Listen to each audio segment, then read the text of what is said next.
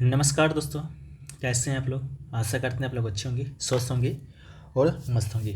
जैसा कि फ्रेंड्स, आज है आपका 10 अगस्त और 10 अगस्त को आपका एसएससी CHSL का एग्ज़ाम था, जो कि फोर्थ शिफ्ट का आपका जो एग्ज़ाम है समाप्त हो गया है। तो आज की इस वीडियो में देखेंगे फोर्थ शिफ्ट में आपके जीके जीएस के पोर्शन से क्या क्या प्रश्न बने हैं, उन सभी को एक्स्ट्रा फैक्ट्स के साथ भी देखेंगे। ठीक है, तो चलिए वीडियो को स्टार्ट करते हैं बिना किसी देरी के।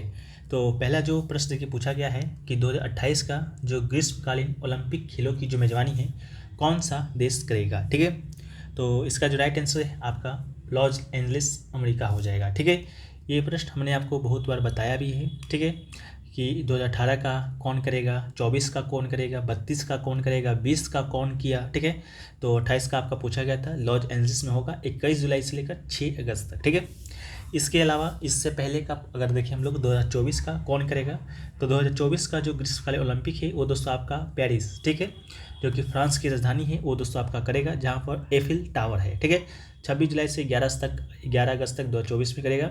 इसके अलावा 2032 की बात करेंगे तो 2032 का जो ग्रीष्मकालीन ओलंपिक है वो दोस्तों आपका 23 जुलाई से 8 अगस्त के बीच में ऑस्ट्रेलिया के ब्रिस्बेन में होगा। ठीक है, तो 32 भी याद रखिए, 24 भी याद रखिए, 28 भी याद रखिए, क्योंकि अभी जो आपका एग्ज़ाम होगा एसएससी के द्वारा, जितने भी एग्ज़ाम होंगे, चाहे कोई भी एग्ज़ाम हो, जब भी ओलंपिक से आपका आगामी प्रश्न बनेगा आगामी खेलों से, तो ओलंपिक से ये सभी प्रश्न आपके देखे ही जाएंगे। ठीक है, इसके बारे में हम लोग थोड़ा सा चर्चा 2020 का भी कर लेते हैं कि 2020 का ओलंपिक है जो कि आपका कहाँ पर हुआ था। तो जैसा कि आपको मालूम होगा 2020 के टोक्यो ओलंपिक को हम लोग टोक्यो ओलंपिक के नाम से जानते हैं। ठीक है, ये आपका खेला गया था टोक्यो में, जापान की राजधानी है टोक्यो। ठीक है, वहाँ पर खेला गया था। भारत ने टोटल आपका 7 मेडल अपने नाम किया था, जिसमें से 1 मेडल आपका गोल्ड था, यानी कि स्वर्ण था। इसके अलावा 2 मेडल आपका क्या था, तो सिल्वर था।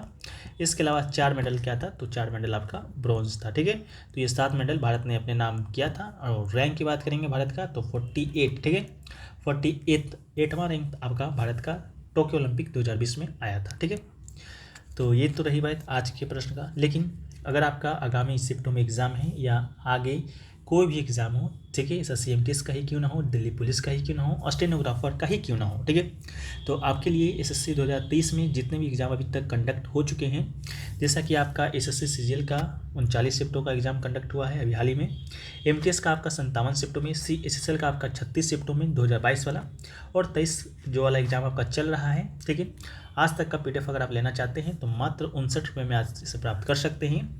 दिए गए 2 व्हाट्सएप नंबर में से किसी व्हाट्सएप नंबर पे आप संपर्क करके, साथ में आपको इम्पोर्टेंट एक्स्ट्रा फैक्ट्स भी देखने को मिलेंगे। ठीक है, तो आप लोग इस PDF को बाय करके आराम से पढ़ सकते हैं। अगर आपको सिर्फ एसएससी CHSL 2023 का PDF चाहिए, ठीक है, जो कि अभी चल रहा है पूरे शिफ्टों का, 17 अगस्त तक आपका एग्ज़ाम होगा, तो 17 अगस्त तक का PDF आपको मिलेगा मात्र 25 रुपीज़ में। ठीक है, तो आप जो भी लेना चाहते हो तो आप लोग व्हाट्सएप नंबर पर संपर्क कर लीजिएगा, वहाँ और जानकारी आपको विस्तृत रूप में मिल जाएगी। ठीक है, नेक्स्ट क्वेश्चन आपसे पूछा गया कि निम्नलिखित में कौन संतूर वाद्य यंत्र से संबंधित है। ठीक है, तो संतूर वाद्य यंत्र से संबंधित आपका पूछा गया था, उनमें से एक नाम शिव कुमार शर्मा जी का दिया गया था, जो कि बिल्कुल आपका राइट आंसर था।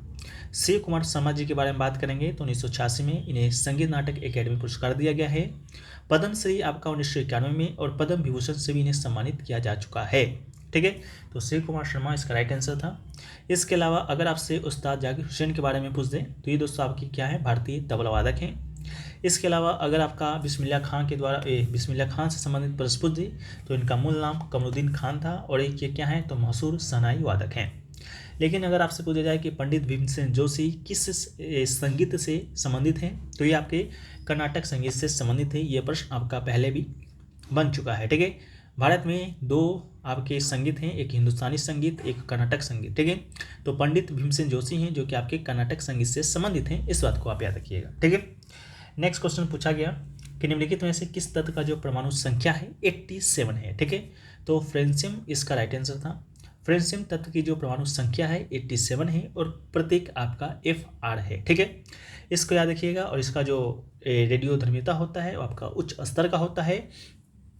इसके अलावा ऑप्शन में आपके दिए गए थे लिथियम, जिसका परमाणु संख्या आपका क्या होता है, 3 होता है। सीजियम एक दिया गया था जिसका आपका 55 आपका परमाणु संख्या होता है।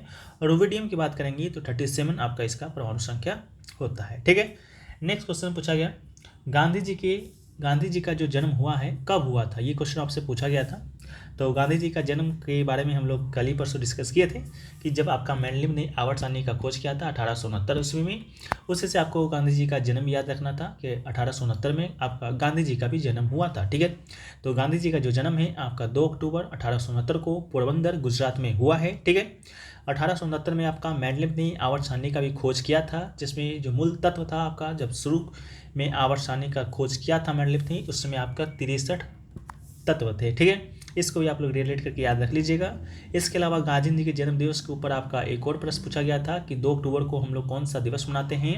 तो गांधी जी का जन्म 2 अक्टूबर को हुआ था और 2 अक्टूबर को हर साल प्रत्येक वर्ष पूरे विश्व में अंतर्राष्ट्रीय अहिंसा दिवस के रूप में मनाया जाता है। इसके अलावा गांधी जी से जुड़े कुछ और फैक्ट्स को देखें। ऐसे तो गांधी जी से जुड़े ज़्यादातर फैक्ट्स आप लोग जानते होंगे, फिर भी गांधी जी भारत राष्ट्रीय कांग्रेस के अध्यक्ष कब बने थे। तो पहली बार एक बार ही भारतीय राष्ट्रीय कांग्रेस के अध्यक्ष हैं जो कि गांधी जी बने हैं, और आपका 1924 का बेलगांव अधिवेशन था। ठीक है, इसके अलावा आपसे अगर पूछा जाए कि गांधी जी दक्षिण अफ्रीका से भारत कब आए थे, ठीक है, तो ये दोस्तों आपका 9 जनवरी 1915 को भारत वापस लौटे थे। इसके अलावा 9 जनवरी को इसी कारण भारत में कौन सा दिवस मनाया जाता है, तो प्रवासी भारतीय दिवस आपका मनाया जाता है। गांधी जी को हम लोग राष्ट्रपिता भी कहते हैं, ये बात तो आप लोग को मालूम ही होगा। तो बाकी हम लोग बढ़ते हैं नेक्स्ट प्रश्न की ओर। ठीक है, तो नेक्स्ट प्रश्न पूछा गया कि मई 2022 में किसे दिल्ली के उपराज्यपाल के रूप में नियुक्त किया गया है। ठीक है, तो ये प्रश्न आपका सीजीएल 2022 में हूबहू सेम क्वेश्चन आपसे पूछा गया था। सीजीएल 2023 जो आपका चल रहा है उसमें ही आपका हूबहू सेम क्वेश्चन आपका पूछा गया है। आपका जो ऑप्शन था वो भी बिल्कुल सेम ही था। ठीक है, तो ऑप्शन के बारे में हम लोग चर्चा नहीं करेंगे, ऑप्शन के बारे में चर्चा करना फालतू काम है। लेकिन मई 2022 में दिल्ली के उपराज्यपाल के रूप में अगर नियुक्त किया गया, वो नाम अगर आपसे पूछा गया था, तो विनय कुमार सक्सेना आपका राइट आंसर हो जाएगा। विनय कुमार सक्सेना आपके दिल्ली के 22वें उपराज्यपाल हैं। इसके अलावा इनके पहले, ठीक है, 22 मई यानी कि 26 मई को इनका नियुक्ति हुआ है। तो 26 मई 2022 से पहले आपके उपराज्यपाल कौन थे दिल्ली के, तो आपका अनिल बैजल। ठीक है, अनिल बैजल आपका राइट आंसर हो जाएगा अगर आपसे विजय कुमार सक्सेना से पहले पूछ दिया जाए तब। ठीक है, इसके अलावा दिल्ली के बारे में आप लोग को मालूम होगा, ये एक आपका संघ शासित प्रदेश है यानी कि यूनियन टेरिटरीज है। ठीक है, इसलिए वहाँ पर राज्यपाल न होकर क्या होता है, उपराज्यपाल ही होता है। ठीक है, इसके अलावा दिल्ली के आपका एक कानून आपका हाल ही में चर्चा में रहा है। ठीक है, दिल्ली का विशेष कोई कानून है, ये याद नहीं आ रहा है, आप लोग रिकॉल कर लीजिएगा। ठीक है, वो कानून बहुत आपका चर्चा में रहा है। ये आपका अध्यादेश लाया गया था कि दिल्ली का जो उपराज्यपाल होंगे उनको शक्तियों से संबंधित था, ट्रांसफर पोस्टिंग वाला जो काम था। ठीक है, तो वो अभी हाल ही में आपका कल ही परसों आपके राज्यसभा से पास हुआ है, आप लोग जानते होंगे। ठीक है, नेक्स्ट क्वेश्चन पूछा गया किसे स्वर्णिम चतुर्भुज के नाम से जाना जाता है। ठीक है, तो स्वर्णिम चतुर्भुज जिसे कि गोल्डन क्वाड्रिलेटरल यानी कि GQ भी कहते हैं। ठीक है, तो ये किसे जाना जाता है, चार ऑप्शन दिए गए थे। तो दिल्ली, मुंबई, कोलकाता और चेन्नई। ठीक है, ये 4 बड़े शहरों को आपस में एक राजमार्ग है जो कि जोड़ता है, उसे ही स्वर्णिम चतुर्भुज है जो कि कहा जाता है। पिछला बार पूछा गया था कि स्वर्णिम जो चतुर्भुज का जो प्रबंधन है वो किसके हाथों में है, ठीक है, या किसके द्वारा किया जाता है। ठीक है, तो गोल्डन क्वाड्रिलेटरल जिन्हें कि शॉर्ट फॉर्म में आपका GQ लिखा हुआ है, परियोजना का जो प्रबंधक है सड़क परिवहन राजमार्ग मंत्रालय के तहत भारतीय राष्ट्रीय राजमार्ग प्राधिकरण यानी कि NHAI के द्वारा किया जाता है। तो उसका राइट आंसर आपका NHAI था। ठीक है, तो इसको भी आप लोग याद रखिएगा। इसके अलावा स्वर्णिम चतुर्भुज भारत की सबसे लंबी सड़क परियोजना है और दुनिया का 5वां सबसे लंबा मार्ग है। ठीक है, यहाँ आप लोग के लिए यहाँ पर मैप भी लगा दिए हैं जिससे कि आप लोग आसानी से समझ सकते हैं, क्योंकि आप लोग जो देखते हैं वो आपको ज़्यादा समय तक याद रहता है, सुनते हैं वो आपका नहीं रहता होगा। ठीक है, तो यहाँ पर आप देख सकते हैं, यहाँ पर जो एक बिंदु आपका लगा हुआ है ये दोस्तों आपका क्या है, तो ये आपका दिल्ली का है। ठीक है, ये आपका क्या है, तो दिल्ली है। इसके अलावा ये कहाँ है, तो ये मुंबई है। इसके बाद ये चेन्नई है। ये दोस्तों आपका क्या है, तो आप लोग बताइएगा वो क्या है, तो दोस्तों आपका कोलकाता है। ठीक है, तो ये 4 आप जो गोल्डन क्वाड्रिलेटर देख रहे हैं, ये आपको क्या दिख रहा होगा, एक क्वाड्रिलेटरल के रूप में दिख रहा होगा। ठीक है, तो इसी को दोस्तों हम लोग स्वर्णिम चतुर्भुज के नाम से ही जो कि जानते हैं। ठीक है, इसमें आपका कौन कौन सा जो आपका जो हाईवे है निकलता है, तो एक दोस्तों आपका रास्ता जाता है दिल्ली से मुंबई। ठीक है, एक आपका क्या जाता है, एक आपका दिल्ली से मुंबई जा रहा है जो कि आपका ये आसमानी कलर का है, आपका दिल्ली से मुंबई जा रहा है जो कि 1344 किलोमीटर है। मेजर स्टेशन की बात करेंगे तो कोटा, रतलाम, बड़ोदरा, सूरत। इसके अलावा जो हरा वाला आप देख रहे हैं हरा वाला दोस्तों आपका मुंबई से चेन्नई जा रहा है, जिसकी लंबाई आपका 1284 किलोमीटर है। इसके अलावा एक पीला वाला देख रहे होंगे आप, जो पीला वाला है वो दोस्तों आपका हावड़ा से चेन्नई जा रहा है। इसके अलावा एक दोस्तों आपको ये दिख रहा होगा हल्का ब्लू कलर का, जो कि मुंबई से कहाँ जा रहा है, मुंबई से दोस्तों आपका हावड़ा जा रहा है 1967 किलोमीटर। इसके अलावा एक दोस्तों आपको डार्क येलो दिख रहा होगा, जो कि आपका कहाँ जा रहा है, दिल्ली से हावड़ा जा रहा है। एक दोस्तों आपको पिंक कलर का दिख रहा होगा, जो कि दोस्तों कहाँ से कहाँ जा रहा है, तो दिल्ली से चेन्नई जा रहा है 2182 किलोमीटर। तो इसको दोस्तों आप लोग को मैप में क्या करना है, माइंड में याद रख लेना है। बाकी इससे इतना ही प्रश्न आपसे पूछे जाएंगे। ज़्यादा डीप जाएगा तो ये जाएगा कि दिल्ली को मुंबई से जो सड़क आपका सोनिम चतुर्भुज जोड़ता है कितने किलोमीटर, तो 1384 किलोमीटर। इस तरह से इससे ज़्यादा प्रश्न आपके यहाँ से नहीं बनेंगे।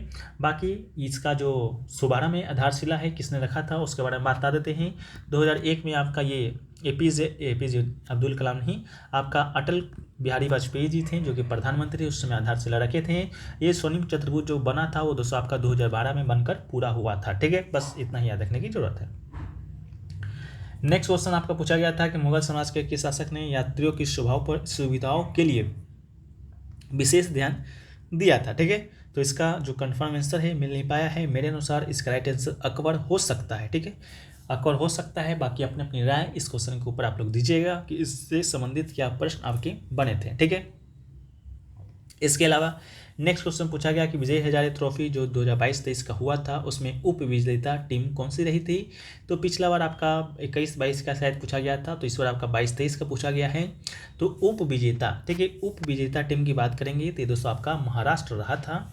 विजेता टीम की बात करेंगे तो ये दोस्तों आपका सौराष्ट्र रहा था। सौराष्ट्र के जो कैप्टन थे जयदेव उनाडकर थे, जो कि आपके player of the series tournament of the series भी बने थे। ठीक है, इसके अलावा 21-22 की विजेताओं के बारे में हम लोग चर्चा करें तो 21-22 की विजय हजारे ट्रॉफी के जो विजेता बने थे वो आपका हिमाचल प्रदेश और उप विजेता आपका तमिलनाडु बना था। ठीक है, इसके अलावा विजय हजारे ट्रॉफी से संबंधित कुछ आपके फिगर हैं, पिक हैं, उसको आप लोग देख लीजिए।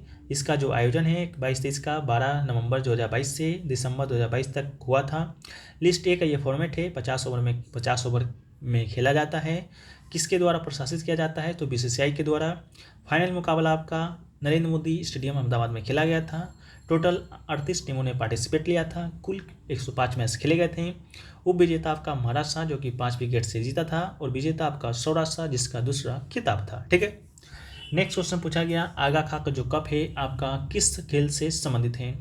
आगा का कप आपको मालूम होगा ये आपका हॉकी से संबंधित कप है। हॉकी से संबंधित कुछ और महत्वपूर्ण ट्रॉफियां हैं जैसे कि सुल्तान अजलान शाह कप। ठीक है, इसके अलावा ध्यानचंद ट्रॉफी, स्टेनली कप, ये सभी आपके हॉकी से संबंधित हैं। क्रिकेट से बात करेंगे तो आईसीसी क्रिकेट विश्व कप जो कि अभी हाल ही में 2023 का भारत में होना है, आप लोग को मालूम होगा। आप लोग बहुत रोमांचित भी होंगे जो लोग क्रिकेट में रुचि रखते हैं। इसके अलावा एशिया कप भी आपका 2 अगस्त से आपका होना, 2 सितंबर से आपका होना है। इसके लिए भी आप लोग बहुत रोमांचित होंगे। ठीक है, इसके अलावा एक आपका ईरानी ट्रॉफी है, एक आपका रणजी ट्रॉफी है क्रिकेट से संबंधित। इसके अलावा मेजर लॉन टेनिस से संबंधित जो ट्रॉफियाँ हैं वो आपका डेविस कप है, ऑस्ट्रेलियन ओपन है, फ्रेंच ओपन है, ये सभी आपका लॉन टेनिस से ट्रॉफियाँ संबंधित है। फुटबॉल से संबंधित ट्रॉफी की बात करेंगे तो UEFA Champions League, Subroto Cup और संतोष ट्रॉफी, ये सभी आपके फुटबॉल से संबंधित है। नेक्स्ट क्वेश्चन पूछा गया कि भारत में आधुनिक नृत्य के पिता के रूप में किसे जाना जाता है। तो आधुनिक नृत्य के पिता के रूप में बात करेंगे तो ये आपका उदय शंकर को जाना जाता है। उदय शंकर इसका राइट आंसर हो जाएगा। आधुनिक भारतीय नृत्य के पिता उदय शंकर हैं। भारत में आधुनिक नृत्य के संस्थापक होने का सम्मान पाने वाला इस व्यक्ति की मूल रूप से नृत्य में किसी प्रकार की पार्श्वभूमि नहीं थी। उदय शंकर जिनका जन्म 1900 में हुआ था, मृत्यु 1977 में हुआ था, संगीतकार रविशंकर के बड़े भाई थे और राजस्थानी परिवार से संबंधित थे। इनका जो मूल वंशज था आपका बांग्लादेश से संबंधित थे। ठीक है, नेक्स्ट क्वेश्चन पूछा गया कि असम में मकर संक्रांति के समय कौन सा त्यौहार मनाया जाता है। नृत्य नहीं था, आपका त्यौहार ही था। तो असम में मकर संक्रांति के समय आपका भोगाली बिहू मनाया जाता है। ठीक है, तो राइट आंसर आपका भोगाली बिहू हो जाएगा जो कि आपके ऑप्शन में भी दिया गया था। ठीक है, असम में आप लोग को मालूम होगा आपका बिहू है जो कि असम का महत्वपूर्ण त्यौहार है। महत्वपूर्ण त्यौहार के साथ साथ असम का ये आपका लोक नृत्य भी है। ये क्वेश्चन भी आपका बन चुका है कि इनमें से कौन सा आपका जो नाम है आपका लोक नृत्य भी है और त्यौहार भी है, तो उसका राइट आंसर बिहू था। इसके अलावा बिहू असम में तीन प्रकार के साल में 3 बार मनाए जाते हैं। पहला तो आपका जो भोगाली बिहू हो गया, जो कि आपका जब हम लोग मकर संक्रांति मनाते हैं उस समय इसी नाम से असम के लोग भोगाली बिहू यानी कि माघ बिहू मनाते हैं। इसके अलावा अक्टूबर में एक मनाया जाता है कार्तिक मास के दिन, जो कि आपका कटी बिहू या कोंगाली बिहू के नाम से मनाया जाता है। अप्रैल में दोस्तों आपका बोहाग बिहू या रोंगाली बिहू के नाम से अप्रैल में मनाया जाता है। तो इसको आप लोग याद कर लीजिएगा, ठीक है। नेक्स्ट क्वेश्चन पूछा गया था आपसे प्रधानमंत्री स्वनिधि योजना के बारे में, ठीक है। देखिए प्रधानमंत्री स्वनिधि योजना के बारे में क्या पूछा गया था, इसका तो आइडिया नहीं लग सका है, लेकिन स्टूडेंट कुछ ऑप्शन बताए हैं। जैसा कि आपसे पूछा गया था प्रधानमंत्री स्वनिधि योजना से संबंधित जो ऑप्शन था कि एक दिन में सबसे ज़्यादा ऋण देने के लिए, एक वीक में सबसे ज़्यादा ऋण देने के लिए, एक मंथ में सबसे ज़्यादा ऋण देने के लिए, एक साल में सबसे ज़्यादा ऋण देने के लिए, ठीक है। तो ये ऑप्शन आपके स्टूडेंट के द्वारा बताए गए थे प्रधानमंत्री स्वनिधि योजना से संबंधित, लेकिन इसका आंसर भी नहीं मिल पाया है। तो हम लोग प्रधानमंत्री स्वनिधि योजना के बारे में कुछ फैक्ट्स देखते हैं। तो ये आपका प्रधानमंत्री नरेंद्र मोदी जी के द्वारा शुरू किया गया था। लाखों रेहड़ी और पटरियों वाले को लाभ पहुँचाया जाना था इस योजना के फलस्वरूप। इसके अलावा ये योजना है आपका 1 जून 2020 को प्रधानमंत्री द्वारा चलाया गया था। इसके कुछ मुख्य बिंदु की बात करेंगे तो योजना के अंतर्गत लघु व्यापारियों को 10,000 रुपये तक ऋण दिया जाएगा। इसका उद्देश्य छोटे व्यापारियों एवं रेहड़ी पटरी वालों की मदद करना है। इसके अलावा अभी तक 1.54 लाख आवेदक इस योजना के तहत ऋण प्राप्त कर चुके हैं और लिए गए ऋण को 1 वर्ष के अंदर किस्तों में चुकाया जा सकता है, यानी कि एक माह में पैसा देकर 1 वर्ष के भीतर 10,000 रुपये जो आप ऋण लिए हैं आप उसको चुका सकते हैं, ठीक है। तो ये आपका पूछा गया था। बाकी और भी क्वेश्चन पूछे गए हैं जो कि अभी तक नहीं मिल पाए हैं, तो आप लोग कमेंट सेक्शन में बता दीजिएगा जो लोग एग्जाम देकर आ रहे हैं, अगर आपको कुछ याद हो तो, ठीक है। बाकी वीडियो आपको पसंद आए तो वीडियो को लाइक कर दीजिए, चैनल पर नहीं चैनल को सब्सक्राइब कर दीजिए। मिलते हैं हम लोग नेक्स्ट वीडियो में, जब तक के लिए जय हिंद जय भारत।